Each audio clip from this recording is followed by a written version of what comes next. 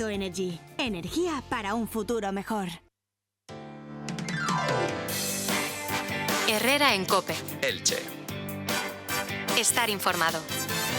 Venga, 12:39. Esto es Herrera en COPE Elche, en el 100.8 en nuestras redes sociales en copeelche.com.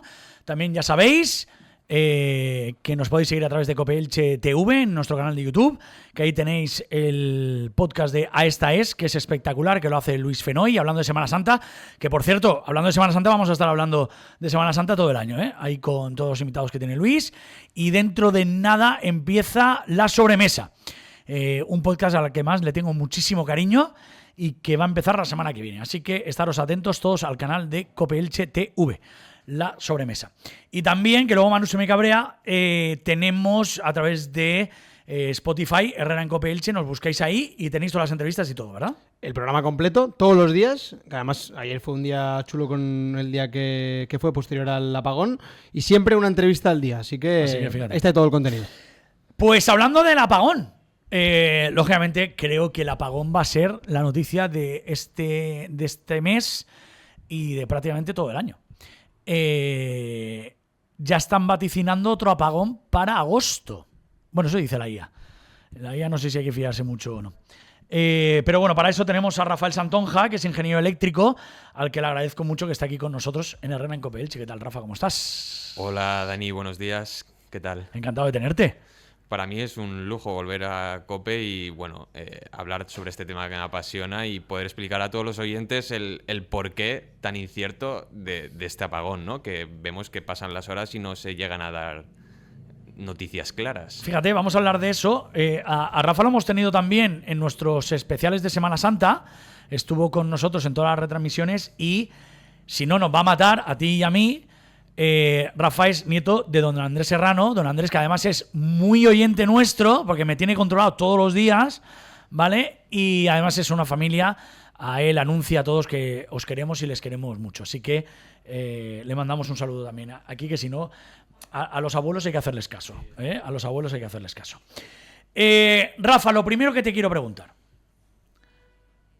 a ver si nos puedes esclarecer todo un poco.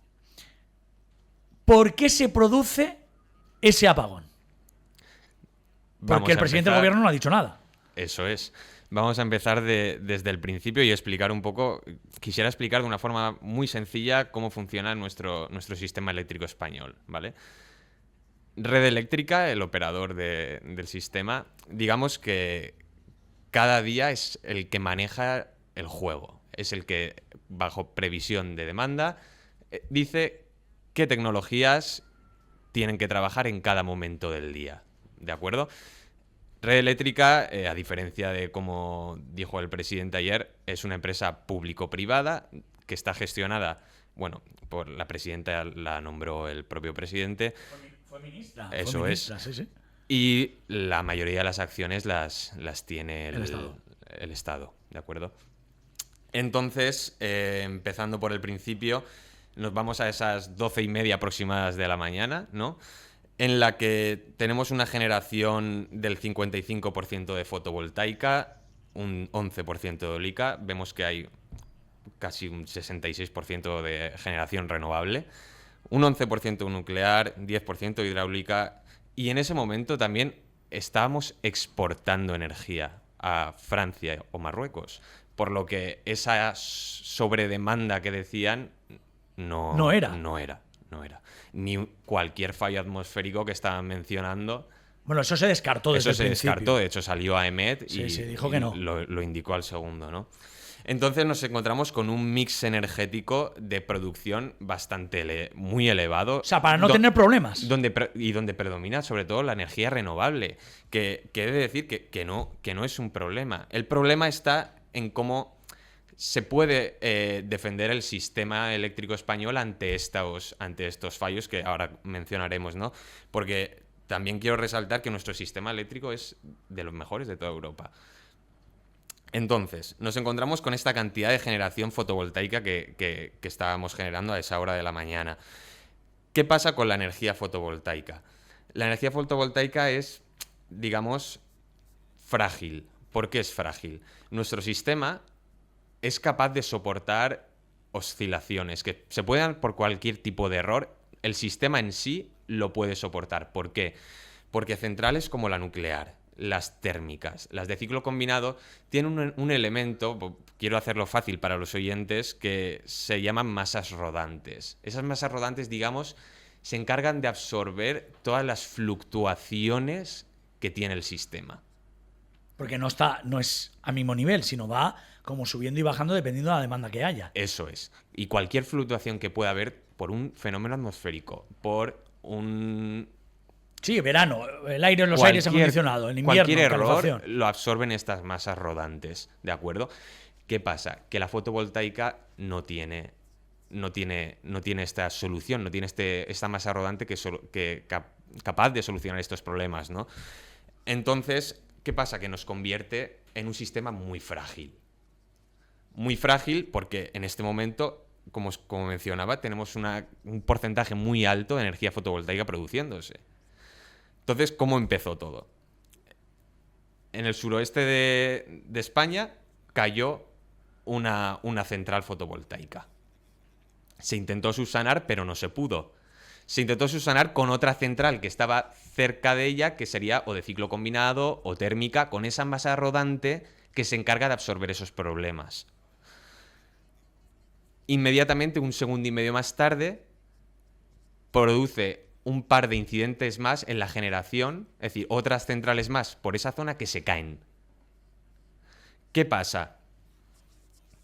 Que una vez caen un par de centrales fotovoltaicas y no se subsana el problema, la tensión se elevó tanto y al no haber una carga, al caer la generación... Y no volver a cargar eso... Y no había nada que lo pudiera solucionar, no había una central al lado que pudiera absorber esos errores, esas oscilaciones, se elevó tanto la tensión que empezaron a caer centrales fotovoltaicas, que son muy frágiles ante estos problemas y cayeron.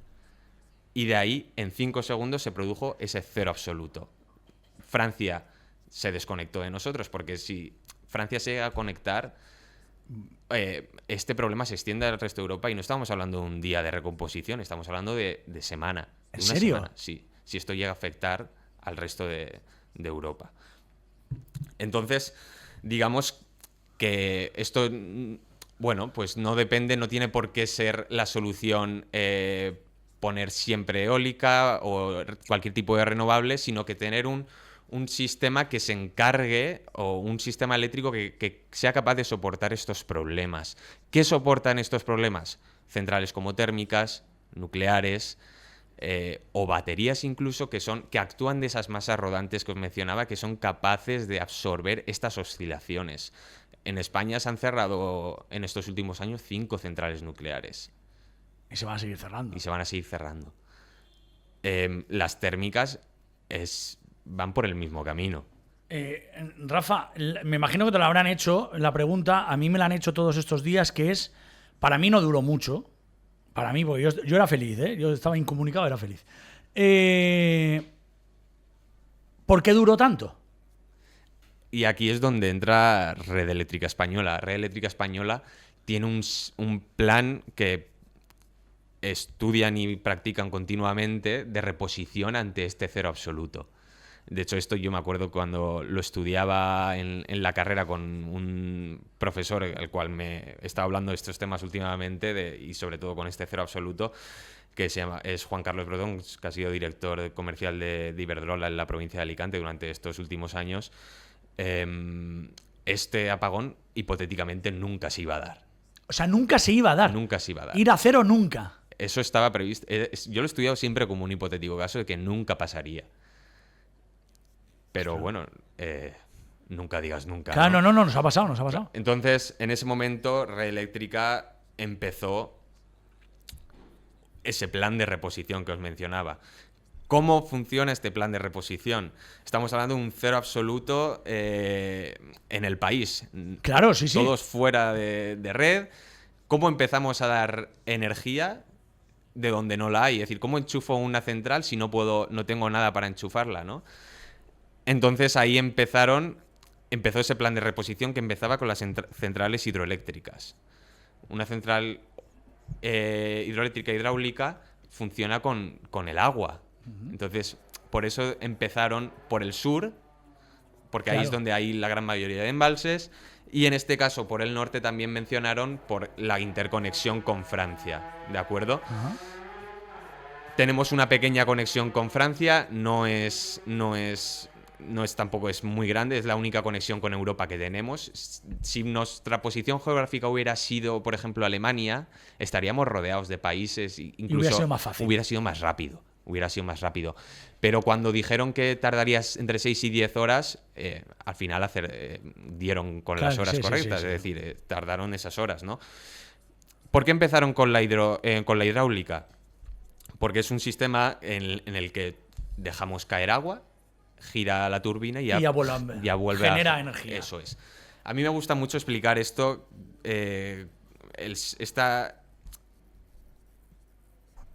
generación y esta demanda y la oferta de la energía, o cómo funciona este mix energético como una bicicleta. Digamos que tantas personas se suban en una bicicleta a pedalear, son tantas centrales de generación están trabajando, ¿de acuerdo? Y esta bicicleta tiene que funcionar siempre a una velocidad que es una frecuencia de 50 hercios. Si no, el sistema no funciona. Por eso, cuando queremos comprar un motor de Estados Unidos y traérnoslo aquí a España, hay que ponerle un variador de frecuencia para que adapte su frecuencia de 60 hercios que tienen los estadounidenses a la nuestra de 50 hercios. Entonces, arrancan estas centrales hidráulicas. Son las primeras que pueden arrancar, como os mencionaba, porque no necesitan nada que las encienda, ¿no? Vamos a hacerlo fácil. Para que estas centrales puedan pedalear a una velocidad de 50 hercios, a una frecuencia, tiene que haber una carga que les permita ir a 50 hercios. Por eso se ha ido poco a poco dando luz a ciertas localidades. De tal forma que, por ejemplo, si tuviéramos aquí una central hidráulica, se hubiera dado luz a la localidad de Elche, a Elche, o a la parte de Elche que permitiera, con su carga, con las necesidades que tienen, cuadrar esos 50 hercios con lo que está generando. Vale. Entonces, siempre tiene que ser en España la oferta y en todo el mundo igual a la demanda. Eso está claro. ¿De acuerdo? Entonces, poco a poco, estas centrales han ido activando otras centrales y así, poco a poco, se ha ido restableciendo toda la conexión. ¿Por qué dijeron entre 6 y 10 horas? Porque a partir de 5 horas es cuando las centrales térmicas, centrales de ciclo combinado, son capaces de trabajar ya a un ritmo constante. Fíjate. Y claro, la tercera, que me imagino que te lo habrán preguntado y estábamos hablándolo antes, que es, ¿esto nos va a volver a suceder? Y ahí es donde entra, Dani, esa seguridad que tiene que tener el sistema eléctrico español. Porque ahora mismo, esto siempre pasa, Rafa, ahora mismo parece que la luz sea muy endeble. O sea, es la primera vez que nos ha pasado la historia, pero ahora está la gente como, ¿y si vuelve a pasar? ¿Y si vuelve a pasar? Eso es lo que... Mira, una anécdota que decía un colega ingeniero venezolano, me decía... Oye, aquí, o me imagino, no sé si lo habréis escuchado, dice, aquí en España no tenéis iguanas.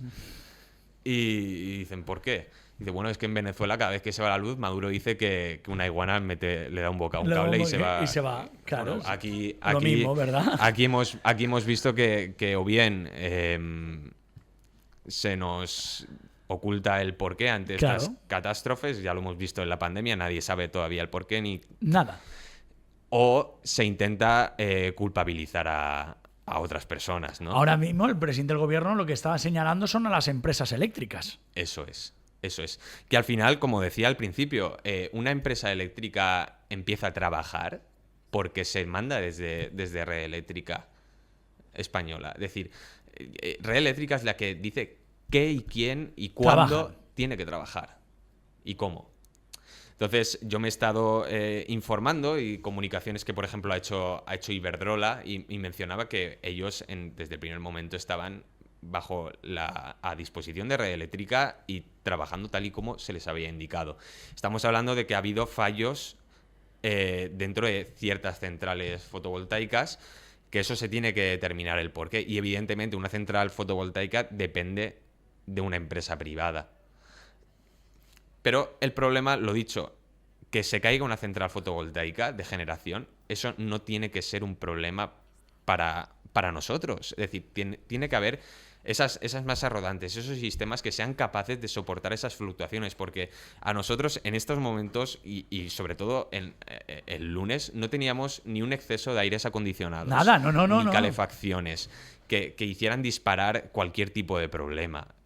Estábamos exportando energía. Entonces, está en nuestras manos y a nivel gubernamental el establecer estas políticas para hacer un sistema más robusto y fiable, porque en un momento en el que está casi el 60% de la generación fotovoltaica, estamos teniendo un sistema eléctrico muy frágil ante cualquier tipo de oscilación.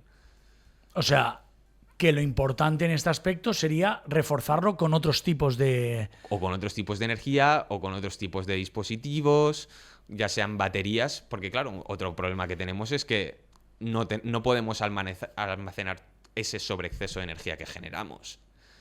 Entonces, para aclarar estas dudas que pueden generar, esto es que fotovoltaica es problema de las renovables. No, en España, si estamos sobrados de energía y hay que parar centrales, Red Eléctrica dice, paramos estos molinos, paramos esta central fotovoltaica. De hecho, habréis pasado por las carreteras muchas veces y hemos visto que haciendo viento hay centrales eólicas paradas. Sí. Y eso no es que lo diga Iberdrola que quiero parar esta central. No, esto viene Red Eléctrica. Pues Rafa, de verdad, gracias por haber estado aquí porque nos quedamos sin tiempo. La verdad es que es un lujo tenerte. Seguiremos hablando porque esto creo que esto acaba de empezar.